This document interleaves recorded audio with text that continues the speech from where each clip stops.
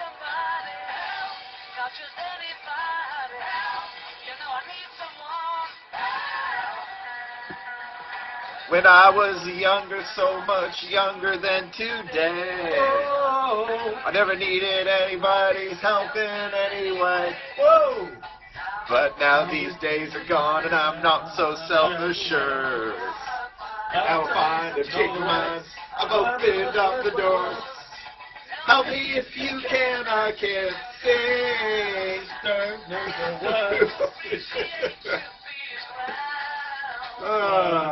So kids, you're not going to get much of a better intro to that. To Lesson 6, Media. Unsurprisingly, this will deal with TV, radio, rock and roll, fashion, youth, teenagers, the Beatles. And the swinging 60s. So, how do we get into this? Now, it starts with the changes to TV broadcasting. The big change is the invention of that box right there. By 1979, 70% of TVs in this country were colored, when in 1950, barely anyone even owned one. TV became a hugely popular form of entertainment. For a while, in the 1950s anyway, BBC was the only broadcaster in the country. ITV won't begin until 1955. And many big people started to fear that TV was a corrupting influence. It was encouraging a decline in moral standards. In 1962, something called the Pilkington Report will criticize adverts, game shows, and action shows as something that's bringing down moral standards in the country. In 1964, the Television Act will force channels like ITV to play more current affairs instead of sort of the sensationalist broadcasting that they had. And BBC Two will be founded as a response to promote more public service broadcasting. TV that's wholesome for the masses. Now, all that said, TV still had a tremendous impact on the public. People of all classes watch TV, whether you're upper, middle, or lower class. You use TV as your primary form of entertainment, and as a result, it had a huge leveling effect. People started to dress the same. They dressed and copied like the people they watched on TV, and it didn't matter if you were lower class or upper class how you dressed. You would dress like your favorite TV presenters. And as a result, it became less easy to identify people through their dress. Also, too, the fact that there wasn't a heck of a lot of TV. There's only 3 channels at the time. As a result, the shows on these channels would gain huge audiences, the type of audiences today that, you know, the variety of channels that we have would only dream of. Shows like That Was the Week That Was will be incredibly influential. This is a show that makes fun of the royal family. It makes fun of politicians, things that just weren't done in this country. And as a result, there's a noticeable decline in deference in terms of the respect people paid to those of high social status, if you will. However, it wasn't all positive. Some people become concerned, and there is a movement, particularly the movement started by a woman named Mary Whitehorse, who will petition the Queen to clean up TV.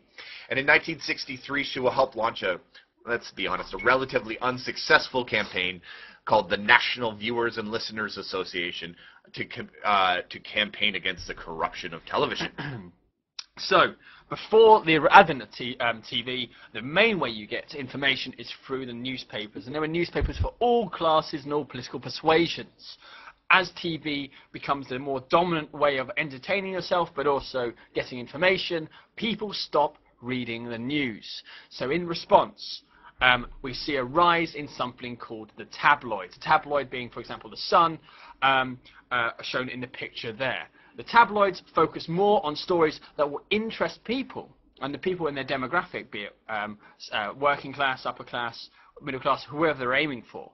But generally they focus on stories about celebrities, about gossip, about stuff which catches the attention. For example, Freddie Starr ate my hamster. You want to read more. I know you do, because that sounds like a brilliant story. This differs from the old style of press, which is more of a... you can leave that alone, Mr. Which is a different part of press, which is the broadsheets. Broadsheet focus on serious news, and we have some broadsheets today: Times, Telegraph, and The Guardian. But we are more dominated, more people buy tabloids, The Mirror, The Sun, etc. And this is particularly the case with those owned by Rupert Murdoch. Rupert Murdoch, someone who still haunts us to this day, and he rebrands The Sun and introduces innovations shortly after, such as Page 3. Okay, stuff which keeps people interested, keeps people coming in, which aren't necessarily highbrow media savvy ideas, which are the common one. Now, the thing that's affected the most, the form of media or popular culture that's affected the most by this is the cinema. From the 1920s, 1930s, and through the war years in the 1930s, cinema in Britain is possibly the most popular form of entertainment, theater being number two. Cinema going as a result of TV will plummet in the 1960s, even though at the time Britain is producing some of the most classic movies of all time. I'm thinking of Lawrence of Arabia, Spartacus, Waterloo, Zulu, and things like that. These are movies that are played consistently to this day on British television, but at the time were huge, tremendous box office success, earning millions and millions of pounds for their respective production companies. That being said, the general quality of British television was improving while the quality of the average movie that was entering cinema was going down.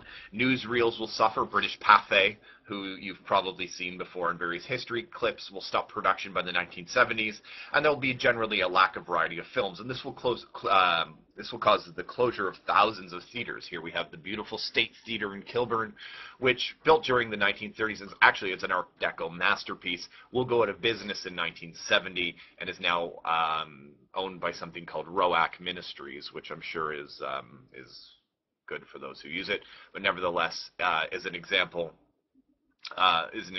of the closure of cinemas and the impact of television. Now, the second interesting change, if you will, we'll talk about, I suppose, the death of cinema being one, but number two is the growth of rock and roll radio. BBC had dominated the radio waves. BBC Radio 1 had a very prescriptive, conservative format focusing on news, current affairs, some music.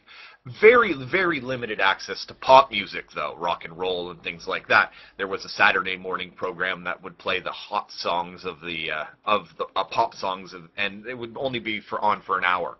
The rest of the time was dedicated to the stuff maybe their parents would have been into, some classical music, some news, some talk radio format, etc. Now, the birth of rock and roll coming out of the 1950s in the United States heavily influences British youth. And they start to look for ways to listen to the music they want to hear because they're not hearing it on radio. And because they're not allowed to play so much pop culture because of the prescriptive format of British radio, people respond by doing things like hiring boats, sailing out just off the coast into international waters where there's no regulation, and beaming their signal back into Britain. And the birth of pirate radio happens in the 1960s and late 1950s, early 1960s. Radio London and Radio Caroline, named so for the names of their boats, would broadcast 24/7 rock and roll and pop music into Britain. These became enormously popular with British youth, enormously influential, and really leads to the explosion and birth of rock and roll and radio in Britain. So much so that in 1967, BBC is forced to respond and will create Radio 1 for young listeners. The record industry booms with rock and roll radio. EMI and Decca Records are the two biggest giant labels. Decca will go out of business. EMI is still around. Decca will go out of business primarily because they told the Beatles that no one would like to listen to that, and the Beatles moved on. But nevertheless, both the Beatles and the Rolling Stones will emerge, amongst others, as a huge rock and roll bands of their generation. Three innovations will help both the record industry and pop music take off. Number one, transistor radios. These are portable radios that could travel with people, so people could take their music on the road, in the car, to the park. Music became part of people's everyday lives. Number two, the creation of the EP, which are smaller forms of the records. Number one, the EP takes the pressure off a band from releasing a huge 12 to 15 song record. And they could release small 5 to 6 song records, or maybe even just singles on EP, and get their music out there. Number three, jukeboxes, which played EPs almost exclusively, could hold up to 500 EPs, multiple records or multiple EPs from different bands, and even as much as hundreds and hundreds of bands in a jukebox. And these were everywhere. They were in pubs, they were in youth halls, they were just about everywhere you could imagine. People would access the jukebox, and music becomes really just part of the environment. The explosion of rock and roll and popular music is something characteristic of this time and characteristic of youth. So, the key to this understanding the swinging 60s, and the common theme we see going through this whole thing, is this idea of youth, a youth revolt or a youth rebellion. The youth today aren't knowing their place, etc. And this is the key to understand. This is the fact that before 1945 there was no real sense of a teenager. Teenager wasn't a thing. You were a child and then you became an adult.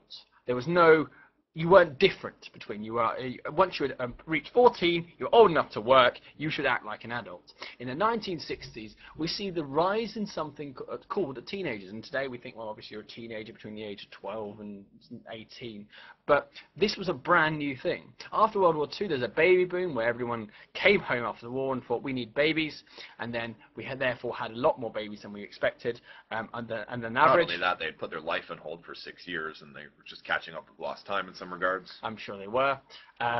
And because they had their better diet, puberty hit earlier, and because of the rise in school leaving age, people weren't, individuals were not forced to go to work at 14, which means they had lots of free time, and if they weren't interested in school, they then spent more time with their colleagues or with their peers. And finally, because of the general consumerism of the time and the general improvement and prosperity, people have more money either through part-time jobs or pocket money from their parents.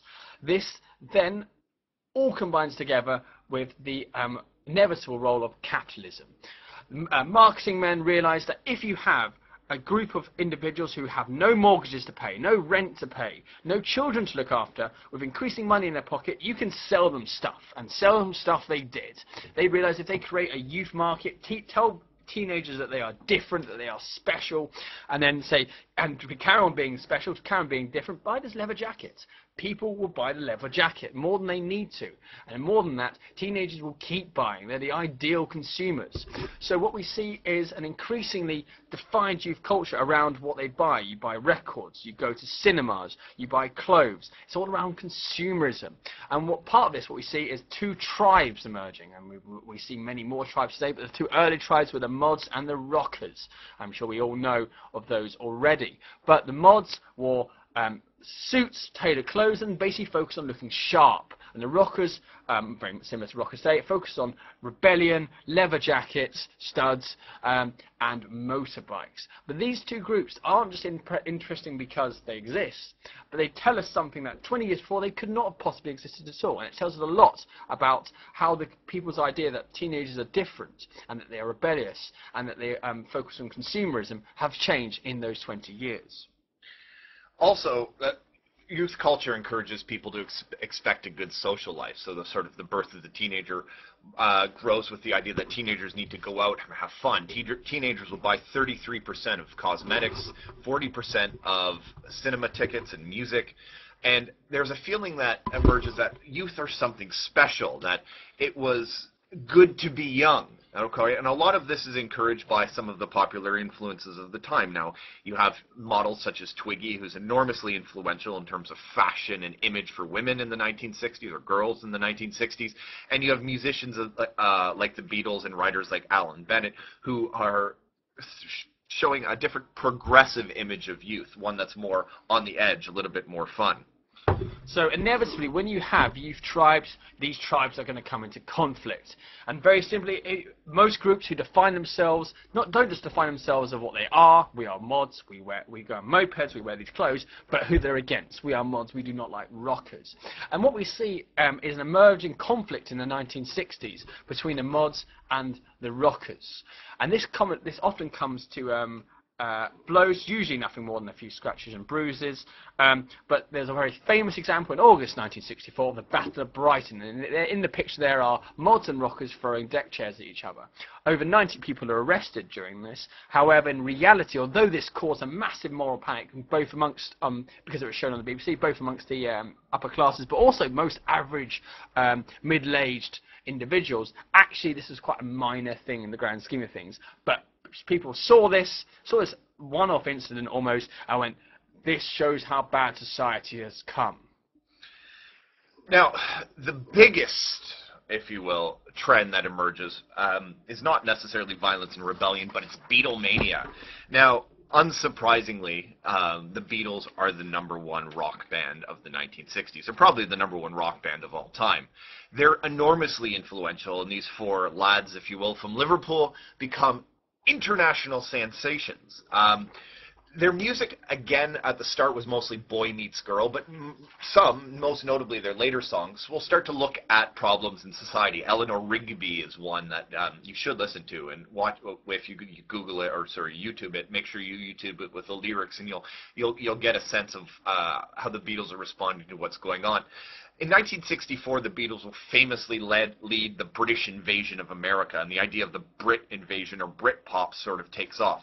The Beatles are the first, followed closely by the Rolling Stones and others, will come to America and become the #1 selling pop culture product in American history. Now, Americans are buying British music on volume. Interesting point about the Beatles is that the Beatles themselves are not necessarily influenced by white America.